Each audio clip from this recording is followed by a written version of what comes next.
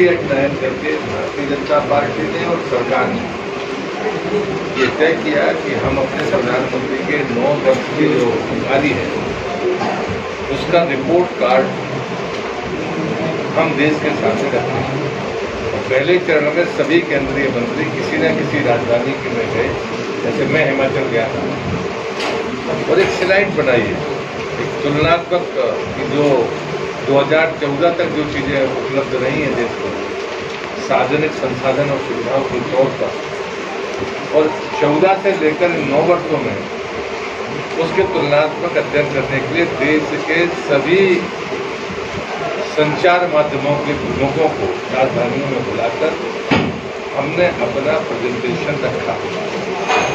ये report card Modi सरकार के 9 वर्ष का रिपोर्ट कार्ड था। वो प्रेस कॉन्फ्रेंस नहीं थी, वो संवाद था। हमने रखा कि ये हमारा रिपोर्ट कार्ड है, आप समीक्षा करिए, समीक्षा के बाद आप समाचार बनाएं, आप की जो भी राय हो वो देश को पता चलेगी। ये पहला चरण था।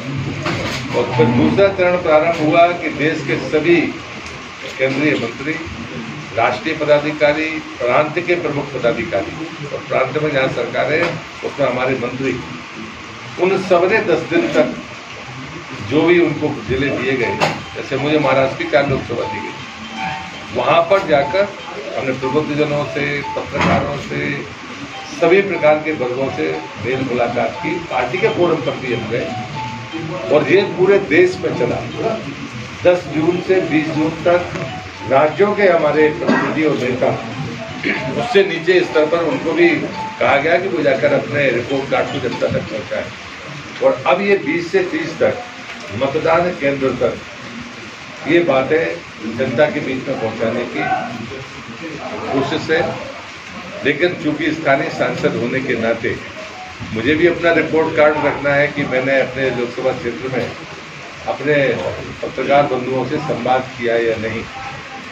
उस नाते मैं आपसे आज बातचीत कर रहा हूँ और मैं सिर्फ इतना ही कहूँगा कि मोदी जी के कार्यकाल में जो तुलनात्मक चीज़ें आपके ध्यान में आई हैं वो तो निश्चित रूप से सॉफ्ट कॉपी में आपके पास उपलब्ध होंगी।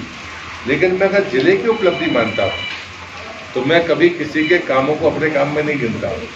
लेकिन मैं हमेशा कहता हूँ कि सतलू की साइड, उस समय तक जल जीवन मिशन शुरू नहीं हुआ था, शायद आप सबको स्मरण होगा। लेकिन जल जीवन मिशन आने के बाद तब मैं जल शक्ति मंत्री भी नहीं था। लेकिन हमारे जिले में एक बड़ी सफलता है जो राज्य में शायद दूसरे जिले में नहीं है अभी तक की मेरी जानकारी, कि लगभग 88 मीटर पानी लिफ्ट करके हम उन आदिवासी गाँव में, उन तमाम दूरांचल में जहाँ पानी के सोर्स नहीं है, वो ऐसी व्यवस्था जल संसाधन विभाग ने खड़ी की है। और मैं मानता था कि हम सब एक बार चल के उसको देखें। विकास तीर्थ इसी को कहेंगे। हमारा जिला पानी के संकट से जूझने वाला जिला था। जब मैं 2014 में आया था तब टैंकर चलते थे शहर में, लेकिन उनसे मुक्ति मिलने भर से हम संतुष्ट नहीं थे। लेकिन आंकड़ा बड़ा साफ है कि जब जल जीवन मिशन 2019 में शुरू हुआ था तब दमोह का प्रतिशत कुल 17% परिवारों को पाइपलाइन के द्वारा पानी था। लेकिन आज के दिन के बाद मुझे लगता है कि ये आंकड़ा 70% पर पहुंच जाएगा। और इसलिए, और क्योंकि अब बरसात आ गई है तो बाकी चीज़ें, जो सोर्स का संकट है वो मुझे लगता है कि नहीं रहेगा। इस बार हम सबके सामने किसी गांव में ऐसी क्राइसिस नहीं आई प्रकृति के लिए, इसके लिए मैं भगवान का धन्यवाद करता हूं। और मैं मानता हूं कि इस नियोजन के लिए मैं अपने आदरणीय प्रधानमंत्री का हृदय से धन्यवाद करता हूं। और मैं गर्व के साथ कहता हूं, ये 4 ही आंकड़े मैं कहूँगा और ये सीक्वेंस हमको देखनी चाहिए कि 2014 में सरकार बनने के बाद प्रधानमंत्री जी ने कहा था प्रधानमंत्री आवास योजना, इसकी घोषणा 2015 में हुई थी। अभी तक 3.5 करोड़ प्रधानमंत्री आवास बनकर तैयार हुए, जिसमें 2 करोड़ आवास मातृ शक्ति के नाम पर, 3.5 करोड़।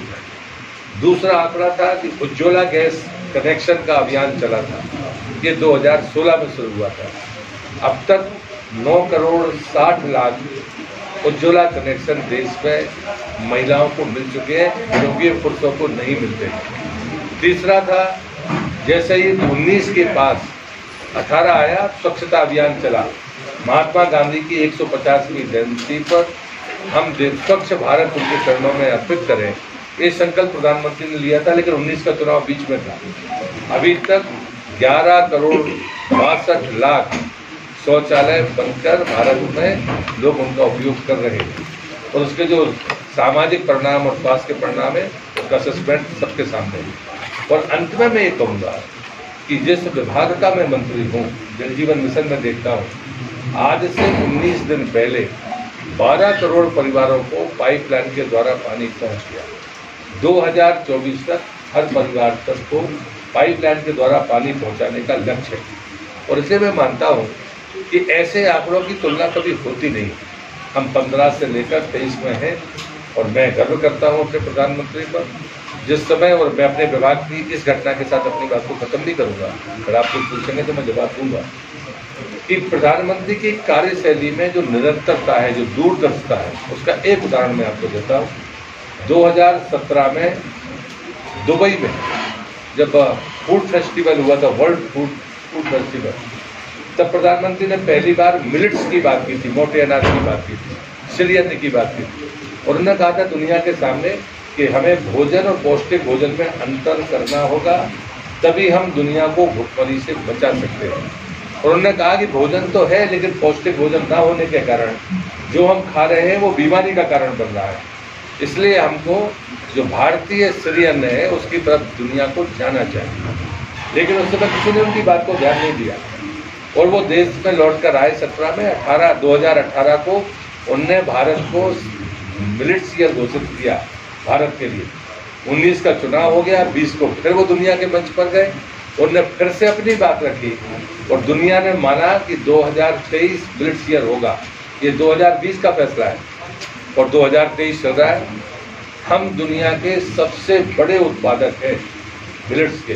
ज्वार, बाजरा, रागी, कोदो, कुटकी, जितने वर्ष, बाकी जगह पे नाम उनके अलग अलग हैं, लेकिन मंडला जैसा जिला है जहाँ पर बाजरा 5 प्रकार का होता है, और इसलिए मुझे लगता है राजस्थान में 3 प्रकार का बाजरा और बाजरी होते हैं। लेकिन इन चीज़ों को लेकर आज दुनिया में जो ख्याति है, और अभी कल परसों के 3 दिन पहले की अमेरिका यात्रा में जो भोजन परोसा गया वो मिलेट्स का भोजन परोसा गया। G20 की अध्यक्षता मिलने के साथ ही प्रधानमंत्री ने कहा था कि हमारे जो भी विदेशी मेहमान आएंगे, हमारे राज्य के मोटे अनाज का नाश्ता उन्हें परोसा जाएगा। हमने इसको सफलतापूर्वक किया। कहने का सिर्फ आशा ये है कि 2017 में प्रधानमंत्री संकल्प लेते हैं और 2023 में दुनिया उसे मान लेती है और उसे करती हुई दिखती है। और मैं गर्व करता हूँ कि हमारे पास में दुनिया का 40% मोटा अनाज हम पैदा करते हैं। जिसे दुनिया की मांग पूरा अगर कोई दुनिया में कोई देश कर सकता है तो वो भारत कर सकता है। और श्रीअन्न के बारे में मैं 3 बातें ही कहूँगा। सबसे खराब जमीन में कोई चीज़ अगर पैदा होती है तो यही भारतीय अन्न है। वो पहाड़ पर भी पैदा होता है, वो दक्षिण में भी पैदा होता है, वो मरुस्थल में भी पैदा होता है, वो नॉर्थ ईस्ट में भी पैदा होता है। सबसे खराब जमीन पर अगर कोई चीज़ पैदा होती है तो वो ये मोटा अनाज कहा जाने वाला श्रीअन्न। दूसरा, सबसे कम पानी में अगर कोई फसल आती है तो वो श्रीअन्न है। सबसे कम बीमारियां देने वाली अगर कोई अन्न है तो वो श्रीअन्न है। और सबसे ज़्यादा आयु रखने वाला दुनिया में कोई बीज है तो वो श्रीअन्न है। कोदो कुटकी की उम्र 15 वर्ष है और अगर उसको तरीके के साथ रखा जाए तो 50 वर्ष भी रह सकता है। दुनिया का कोई भी अन्न इतनी आयु नहीं रखता। अगर मैं कंटेंट के बारे में कहूँ जिसकी हमारे सामने संकट था, आज दुनिया उसी पैरामीटर्स के आधार पर इसको मांग रही है। यदि चावल में जितना भी कैल्शियम है तो रागी में उसमें 30 गुना ज़्यादा है और इसमें बिल्कुल भी किसी भी प्रकार का कोई शुगर नहीं, बाकी चीज़ें नहीं। 2 बड़ी बीमारियां दुनिया झेल रही है, उसमें शुगर है और हाइपरटेंशन है। ये सिर्फ और सिर्फ अनाज के परिवर्तन के कारण है। और इसलिए मुझे लगता है कि हमारी भारतीय परंपरा, हमारा भारतीय कृषि विज्ञान, हमारी फसलें, हमारी जीवन शैली, हमारा योग, हमारा आयुष और हमारा कल्चर आज दुनिया में स्वीकार हो रहा है। जिस फास्टिंग को लेकर हमारा मजाक उड़ता था, पूरी दुनिया अब मिड फास्टिंग की तरफ कह रही है कि नहीं, इसके बगैर अच्छा जीवन नहीं हो सकता। और इसलिए मुझे लगता है कि मैं गर्व करता हूँ अपने प्रधानमंत्री पर, जिनने भारतीय संस्कृति का परचम निर्विवाद रूप से दुनिया में फहराया। और जो लोग कहते थे युवकों की ये तो हिंदुओं का काम है, उसको भी पूरी दुनिया ने स्वीकार किया। और इसलिए मैं मानता हूँ कि हम सब उस पर गर्व करें। और इसलिए मैंने पहले एक बात आपसे कहा था, प्रधानमंत्री के ये 9 वर्ष गति के भी हैं और प्रगति के भी हैं।